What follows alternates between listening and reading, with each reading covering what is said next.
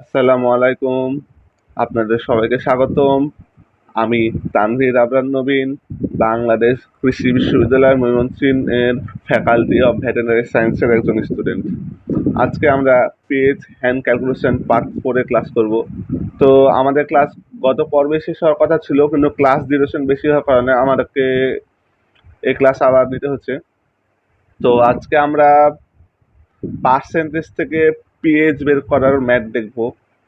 ব্যতিক্রমধর্মী কিছু ম্যাথ দেখবো এবং আরেকটি টাইপের ম্যাথ দেখবো যেটা আমাদের দেখা হয়নি।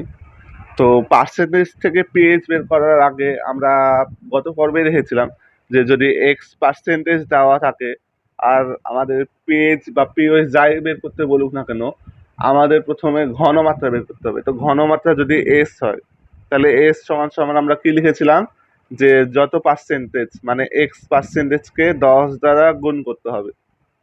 তারপরে যে দ্রবণের বা যে যৌগের আমাদের বের করতে বলবে ঘনমাত্রা বা পিএইচ, তার আণবিক ভর দ্বারা ভাগ করতে হবে। এখানে এম হচ্ছে আণবিক ভর। তো এই সূত্র থেকে আমরা ম্যাথ দেখতে পারি। এছাড়া আমরা পিএইচ থেকে একটি ম্যাথ দেখব, যে পিএইচ এর যেমন আমরা সূত্র দেখেছিলাম যে আমরা বিয়োজন মাত্রা আলফা আর বিয়োজন ধ্রুবককে এ আর ঘনমাত্রা সি ছিল। তো ক্ষারের বেলায় আমরা বলেছিলাম যে এরকম একটি ম্যাথ দেখবো বা এরকম সূত্র দেখবো। তো ক্ষারের সময় যে বিয়োজন মাত্রা আলফা, যে বিয়োজন মাত্রা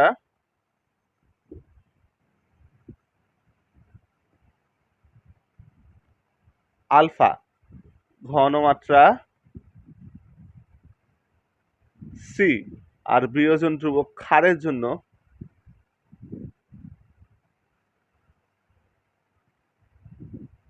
কেবি।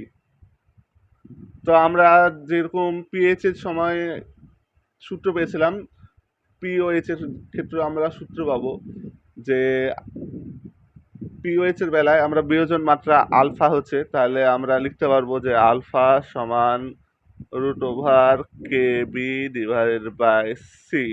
আমরা পিএইচ এর সময় যেভাবে সূত্রটি পেয়েছিলাম পিওএইচ এর বেলায় ঠিক তেমনই ভাবে সূত্রটি পাচ্ছি। তো আমরা পিএইচ এর সময় কি লিখতাম, যে পিএইচ সমান মাইনাস লগ হাইড্রোজেন আয়নের ঘনমাত্রা। তখন আমরা এখানে কি লিখি, কে এ ক্রস সি রুট কে এ ক্রস সি। কে হচ্ছে বিয়োজন ধ্রুবক অ্যাসিডের ক্ষেত্রে, আর সি হচ্ছে ঘনমাত্রা। তো আমরা পিওএইচ এর ক্ষেত্রে ঠিক একইভাবে সূত্রটি লিখতে পারি যে পিওএইচ সমান মাইনাস লগ হাইড্রোক্সিল আয়নের ঘনমাত্রার জায়গায় আমরা এখানে লিখতে পারি কে বি ক্রস সি। মানে বিয়োজন ধ্রুবক আর ঘনমাত্রা দেওয়া থাকলে আমরা পিওএইচ বের করতে পারি। তো আজকে আমরা এরকম ধরনেরও ম্যাথ দেখব। তো ম্যাথ দেখার আগে আমাদের একটি কনসেপ্ট ক্লিয়ার করতে হবে, যে পানির আয়নিক গুণফল নিয়ে। কারণ আজকে আমরা ব্যতিক্রমধর্মী একটি ম্যাথ দেখব। আর পিওএইচ এর এই ম্যাথগুলো ব্যতিক্রমধর্মী, কারণ এগুলো ক্যালকুলেটর ছাড়া সম্ভব নয়। এগুলো মূলত যেখানে ক্যালকুলেটর ব্যবহার করা যায় সেখানে আমরা করতে পারবো, বা বোর্ড পরীক্ষার জন্য এগুলো গুরুত্বপূর্ণ, এমসি হোক বা লিখিত আকারে হোক। তো আমরা পানির আয়নিক গুণফলের কনসেপ্টটি ক্লিয়ার করে আসি, তারপরে আমরা ম্যাথের দিকে এগোবো। পানির আয়নিক গুণফল বের করার আগে আমরা বলতে পারি যে বিশুদ্ধ পানি অল্প মাত্রায় বিয়োজিত হয়। ধরেন পানি হচ্ছে H2O। পানি অল্প মাত্রায় বিয়োজিত হয় মানে কি, H2O ভেঙে হাইড্রোজেন আয়ন, হাইড্রোক্সিল আয়ন বের হয়।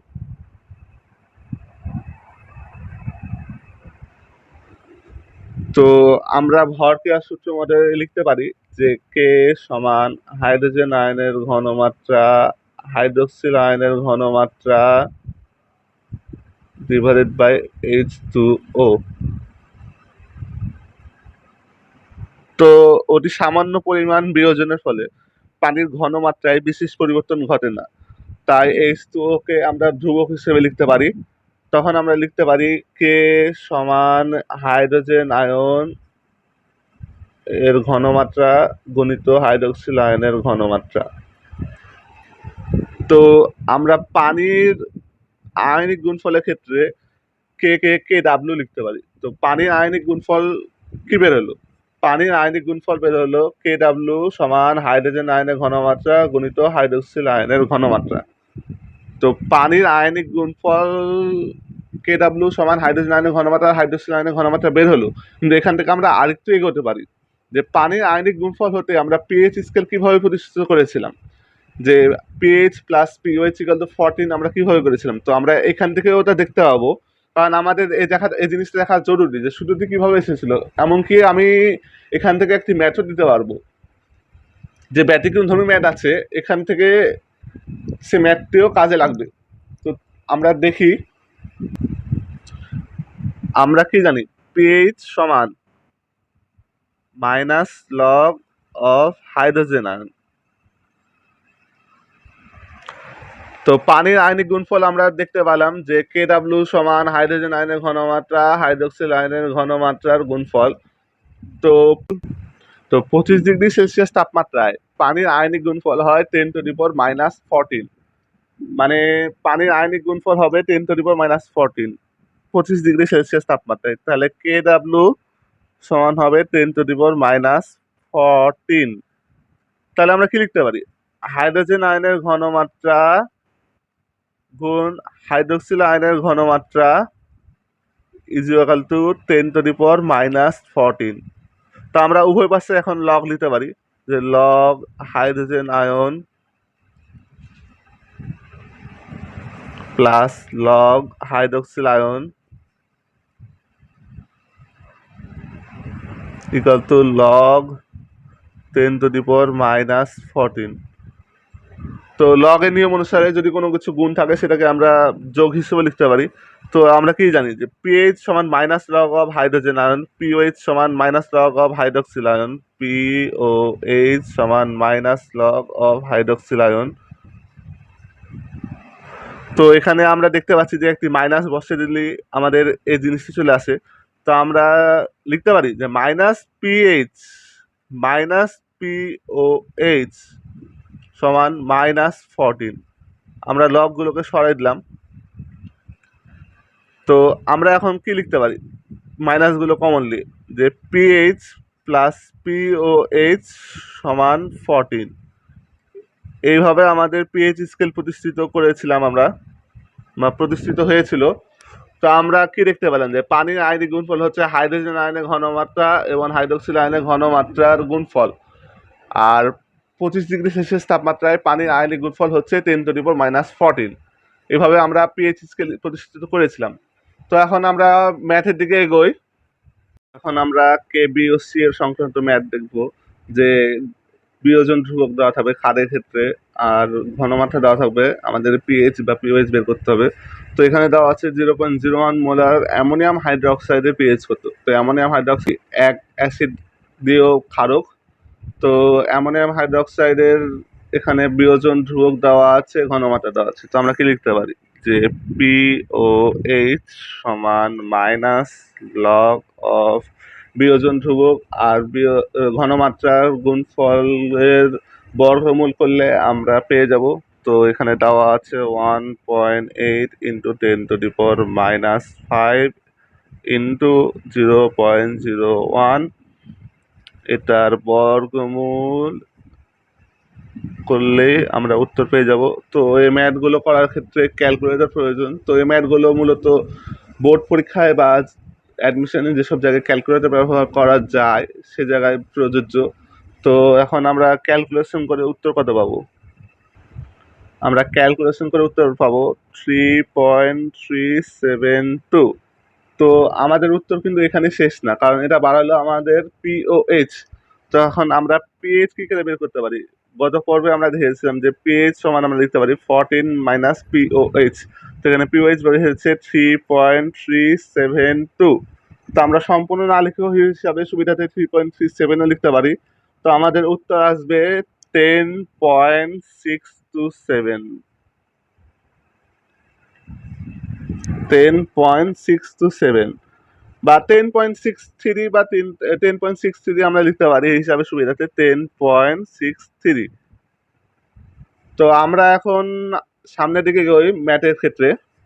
তো আমরা পিওএইচ থেকে পিএইচ বের করা শিখে গেলাম। তো যে ম্যাথটি আমি দেখাচ্ছিলাম যে শতকরা থেকে পিএইচ বের করার, তো শতকরা থেকে এখানে দেওয়া আছে 2.5% সোডিয়াম হাইড্রোক্সাইডের পিএইচ কত। তো পার্সেন্টেজ থেকে পিএইচ বের করার সময় আমি আগেই বললাম যে পার্সেন্টেজ থেকে পিএইচ বের করতে হলে আমাদের আগে ঘনমাত্রা বের করতে হবে। তো এখানে যেহেতু সোডিয়াম হাইড্রোক্সাইডের দেওয়া আছে, তো আমাদের আগে পিওএইচ বের করতে হবে। তো পিওএইচ বের করার সময় আমাদের আগে ঘনমাত্রা জানতে হবে। তো ঘনমাত্রার আমরা সূত্রটা কি দেখলাম যে ঘনমাত্রা যদি এস হয় তাহলে যত পার্সেন্টেজ দেওয়া আছে, তো আমি সূত্রটা আবার লিখছি, ধরেন এক্স পার্সেন্টেজ দেওয়া আছে, এক্স এর সাথে আমাকে গুণ করতে হবে 10, তারপরে যে দ্রবণ বা যে ঘনমাত্রা বা যে যৌগের দেওয়া থাকবে আমাদের নাম, তার আণবিক ভর দ্বারা ভাগ করতে হবে। এম হচ্ছে আণবিক ভর। তো এখানে দেওয়া আছে 2.5%, তাহলে 2.5% ইন্টু 10, আর সোডিয়াম হাইড্রোক্সাইডের আণবিক ভর হচ্ছে 40। তাহলে আমাদের উত্তর কত আসে? এই ধরনের ম্যাথ কিন্তু আসলে যেহেতু হাজারি স্যারের, সেজন্য এগুলা অনুশীলনীতে আছে বলে অ্যাডমিশনে চলে আসতে পারে, কিন্তু এই ধরনের ম্যাথ করার জন্য আমাদের ক্যালকুলেটরের দরকার আছে মনে হতে পারে, কিন্তু ক্যালকুলেটর এখানে সেরকম প্রয়োজন নাই। আপনারা দেখলে বুঝতে পারবেন, আমি ক্যালকুলেশন করে দিচ্ছি। 25/40। তো আমরা চাইলে এটাকে 5 দ্বারা ভাগ করতে পারি। 5 দ্বারা কাটলে আমাদের কত হবে? 5/8। তো এখন আমরা যেভাবে ছোটকালে ভাগ করেছিলাম পয়েন্ট নিয়ে, সেরকম করে আমি আর ভাগ দেখাচ্ছি না। তো 8 দ্বারা 5কে ভাগ করতে হবে। তো ভাগ করে যে উত্তর হবে সে উত্তর হবে আমাদের ঘনমাত্রা। তো আমরা 8 দ্বারা 5কে ভাগ করলে পাবো 0.625। যদি সম্পূর্ণ ভাগ করি আমরা ছোটকালে যেভাবে শিখে এসেছি 0.625 মোলার।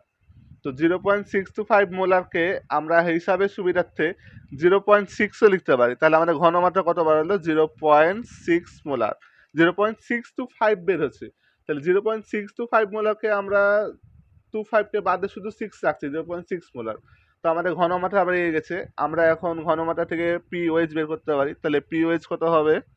পিওএইচ হবে মাইনাস লগ 0.6। তাহলে 0.6 কার মান? 0.6। তার আগে আমরা বলি যে শর্টকাটে আমরা যেভাবে শিখেছিলাম যে 0.6, তাহলে এখানে কয় ঘর পরে পূর্ণ সংখ্যা রয়েছে? 1 ঘর। তাহলে আমাদের আগে বিয়োগ করতে হবে, 1 আগে লিখতে হবে। 1 এর পরে পূর্ণ সংখ্যা কত? 6, তার লগ লিখতে হবে। লগ 6। এখানে কিন্তু উল্টাপাল্টা করলে চলবে না যে আমরা মাইনাস লগ 0.6 এভাবে লিখে দেবো, লগ 0.6 কার মান, বা এরকম করলে উল্টাপাল্টা করলে চলবে না। আমরা যেরকম করে পিএইচ করেছিলাম ঠিক সেইভাবে আমাদের করতে হবে এখানে পিএইচ পিওএইচ নির্ণয় করার সময়। তাহলে 1 মানে 1 ঘর পরে পূর্ণ সংখ্যা রয়েছে, তাহলে আমাদের 1 আগে লিখতে হবে, তারপর যে পূর্ণ সংখ্যা রয়েছে তার লগ লিখতে হবে। তাহলে লগ 6 এর মান এখন আমাদের বিয়োগ করতে হবে। 1 মাইনাস লগ 6 করতে হবে। লগ 6 এর মান কত? 0.8। তাহলে 1 মাইনাস 0.8 করতে হবে আমাদের। 1 মাইনাস 0.8। তাহলে আমাদের উত্তর কত আসে? আমাদের উত্তর আসে 0.2। 0.2। কিন্তু 0.2 আমাদের পিওএইচ বের হলো। তাহলে আমাদের এখন পিএইচ বের করতে হবে। তাহলে পিএইচ আমরা কি করে বের করব? 14 মাইনাস 0.2। তাহলে আমাদের উত্তর কত হবে? 13.8। আশা করছি আমরা ম্যাথটি বুঝতে পেরেছি। এইভাবে আমরা খুব সহজে পিএইচ থেকে পিওএইচ হোক বা পিওএইচ থেকে পিএইচ হোক এভাবে বের করতে পারবো।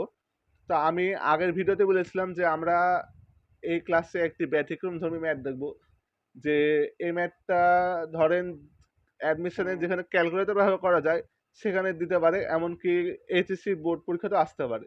তো চলেন আমরা সেই ব্যতিক্রমধর্মী একটু ম্যাথটি দেখে আসি। আমাদের সেই ব্যতিক্রমী ম্যাথ। তো ম্যাথ করার ক্ষেত্রে আমাদের ক্যালকুলেটর প্রযোজ্য। এই ধরনের ম্যাথ মূলত এইচএসসি পরীক্ষায় প্রযোজ্য, এমনকি অ্যাডমিশনে যেসব জায়গায় ক্যালকুলেটর ব্যবহার করা যায় সেসব জায়গায় আমরা এরকম ম্যাথ দেখতে পারি। তো এখানে দেওয়া আছে কমলা লেবুর রসে পিএইচ দেখা গেল 3.8। তো কমলা লেবুর রসে হাইড্রোজেন আয়নের ঘনমাত্রা ও হাইড্রোক্সিল আয়নের ঘনমাত্রা নির্ণয় করো। তো আমরা কি জানি যে পিএইচ সমান minus log of hydrogen ion. তো পেজ দেওয়া থাকলে ঘনমাত্রা বের করার নিয়ম আমরা গত পর্বে দেখেছি। তো যেহেতু এখানে ক্যালকুলেটর ব্যবহার প্রযোজ্য, তো আমি এখানে একটু ভিন্ন নিয়মে করে দেখাচ্ছি যে আমাদের বের করতে হবে হাইড্রোজেন আয়নের ঘনমাত্রা। তাহলে আমরা এখান থেকে কি লিখতে পারি, যে লগকে আমরা উল্টো করে বাম পাশে নিয়ে গেলে মাইনাস সহ করে আমরা লিখতে পারি anti log of minus pH. Anti log কি? অ্যান্টি লগ হচ্ছে পিএইচ এর বিপরীত। তো আমরা ক্যালকুলেটরে অ্যান্টি লগ কি করে বের করতে পারি? আমরা ক্যালকুলেটরে শিফট চিপে লগ দিলেই আমাদের অ্যান্টি লগ চলে আসবে। শিফট দিয়ে লগ দিলে আমাদের অ্যান্টি লগ চলে আসবে। তো শিফট দিয়ে অ্যান্টি লগ দেওয়ার পরে আমাদের এখানে পিএইচ দেওয়া আছে 3.8, কিন্তু শিফট চিপে অ্যান্টি লগ দেওয়ার পরে আমাদের ব্র্যাকেট দিয়ে ফার্স্ট ব্র্যাকেট দিয়ে -3.8 লিখে ব্র্যাকেট ক্লোজ করে আমাদের ক্যালকুলেশন করতে হবে। তো আমরা ক্যালকুলেশন করে যে উত্তরটি পাবো সেটি হবে আমাদের হাইড্রোজেন আয়নের ঘনমাত্রা। তো আমরা ক্যালকুলেশন করে উত্তর পাবো 1.58 ইন্টু 10⁻⁻⁴। এটা হবে আমাদের হাইড্রোজেন আয়নের ঘনমাত্রা। তো এখন আমরা হাইড্রোক্সিল আয়নের ঘনমাত্রা বের করতে পারবো কি করে? আমরা ক্লাসের শুরুতেই দেখলাম যে পানির আয়নিক গুণফল হচ্ছে হাইড্রোজেন আয়নের ঘনমাত্রা ও হাইড্রোক্সিল আয়নের ঘনমাত্রার গুণফল। তো হাইড্রোজেন আয়নের ঘনমাত্রা ও হাইড্রোক্সিল আয়নের ঘনমাত্রা গুণ করলে আমরা 10⁻⁻14 পাই। 10⁻⁻14 পাই 25°C তাপমাত্রায়। হাইড্রোজেন আয়নের ঘনমাত্রা ও হাইড্রোক্সিল আয়নের ঘনমাত্রা গুণ করলে আমরা 10⁻⁻14 পাই। তো আমরা সেটা লিখি যে হাইড্রোজেন আয়নের ঘনমাত্রা ইন্টু হাইড্রোক্সিল আয়নের ঘনমাত্রা সমান 10⁻⁻14। তো আমাদের এখন হাইড্রোক্সিল আয়নের ঘনমাত্রা বের করতে হবে। হাইড্রোক্সিল আয়নের ঘনমাত্রা সমান 10⁻⁻14 ডিভাইড বাই হাইড্রোজেন আয়নের ঘনমাত্রা কত বের করলাম আমরা 1.58 ইন্টু 10⁻⁻4। তো ক্যালকুলেশন করে আমাদের যে উত্তর আসবে সেটাই 6.33 ইন্টু 10⁻⁻11। তো এটাই হচ্ছে আমাদের হাইড্রোজেন আয়নের ঘনমাত্রা, আর এটা হচ্ছে আমাদের হাইড্রোক্সিল আয়নের ঘনমাত্রা। তো এরই মাধ্যমে আমাদের পিএইচ হ্যান্ড ক্যালকুলেশনের সিরিজ শেষ হলো। তো ক্লাসগুলো ভালো লাগলে আপনারা অবশ্যই জানাবেন, আর পরবর্তীতে কোন ভিডিও পেতে চান আমাকে কমেন্টে জানাবেন। তো ভিডিওটি ভালো লাগলে একটি লাইক আর চ্যানেলটি সাবস্ক্রাইব করে রাখুন এরকম ভিডিও পাওয়ার জন্য। পরবর্তী ভিডিও দেখার জন্য আমন্ত্রণ জানিয়ে আমি এখানে শেষ করছি। আসসালামু আলাইকুম।